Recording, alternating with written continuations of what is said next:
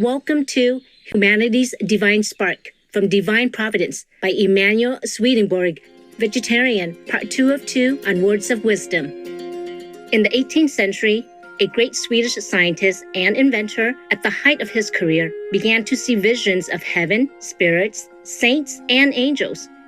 He saw Lord Jesus, vegetarian, come to open his inner eye, which allowed him to travel in the celestial sphere and talk with different spiritual beings.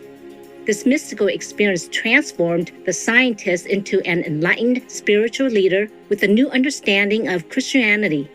His name is Emanuel Swedenborg, vegetarian.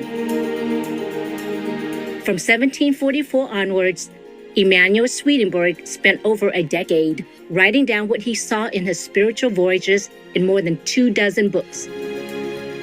His visions of heaven and the afterlife, his realization that God is love, and his discovery of the Holy Bible's deeper meanings are just some of the revolutionary topics he bravely documented. The life and works of this remarkable spiritual world explorer inspire people to this day.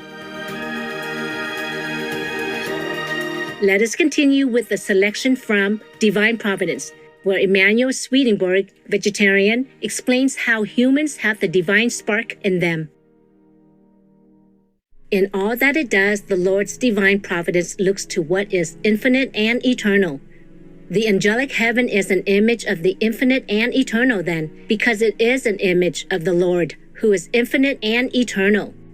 The image of his infinity and eternity is manifest in heavens being constituted of myriads and myriads of angels, and in its consisting of as many societies as there are general affections of heavenly love manifest, again in every angel's being distinctly his own affection, manifest further in that the form of heaven, a unit in the divine sight, just as man is a unit, is assembled from so many affections, general and particular, also manifests in that this form is perfected to eternity with the increase in numbers, the greater the number of those entering into the form of the divine love, which is the form of forms, the more perfect the resulting unity. It is plain from all this that the angelic heaven presents an image of the infinite and eternal. Each angel is his own particular affection, and the form of heaven is the form of all the affections of the divine love there. Only one being can combine all affections into this form. Only he who is love and wisdom itself, and who is at once infinite and eternal. For throughout that form is what is infinite and eternal. The infinite is in its unity, and the eternal in its perpetuity. Were they removed, the form would instantly collapse. Who else can combine affections into a form? Who else can bring about this unity? The unity can be accomplished only in an idea of the total, and the total realized only in thought for each single part. From all this, the image of the infinite and eternal in the angelic heaven is to be seen.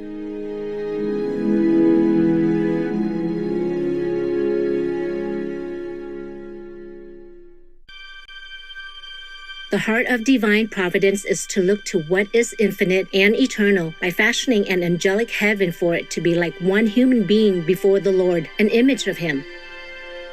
Heaven as a whole is like one man in the Lord's sight, that each society of heaven also is, that as a result, each angel is a human being in perfect form, and that this is because God the Creator, who is the Lord from eternity, is man.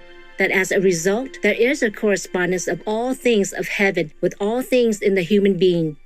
The entire heaven as one man has not been seen by me, for only the Lord can so behold it, but that an entire society, whether large or small, can appear as one man, I have seen. I was then told that the largest society of all, which is heaven in its entirety, so appears but to the Lord alone, and that this causes every angel to be in full form a human being. As all heaven is like one man in the Lord's view, it is divided into as many general societies as there are organs, viscera, and members in man, and each general society into as many less general or particular societies as there are larger divisions in each of the viscera and organs. This makes evident what heaven is, because the Lord is very man, and heaven is his image. To be in heaven is called being in the Lord.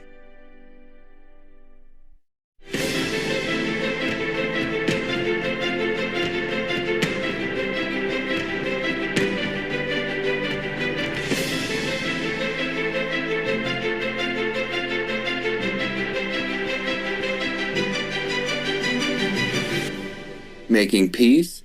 Wow. The whole world will be thanking God and kowtow to you.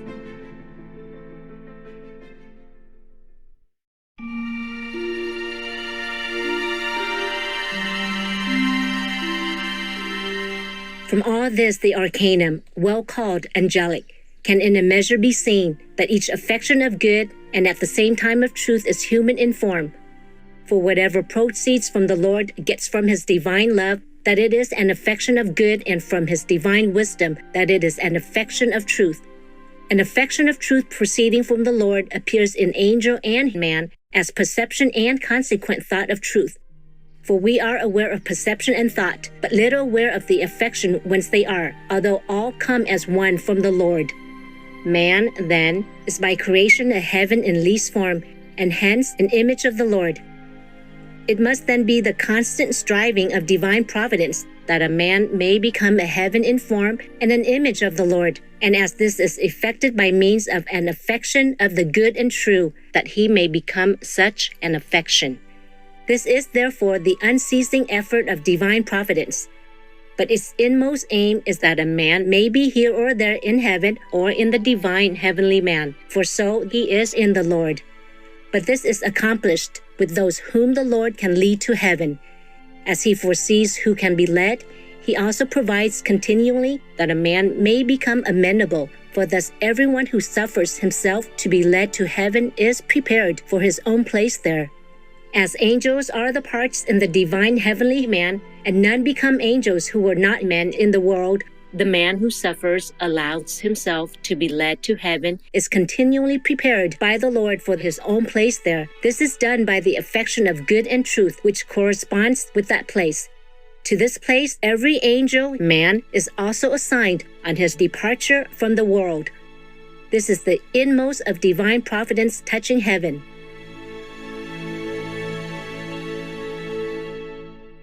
For more information, please visit Internet Sacred Text Archive, sacred-texts.com. Switching to a vegan diet is not only the most powerful action any of us can do for the planet, but also the cheapest and the easiest. Dr. Luciana Baroni, MD, vegan.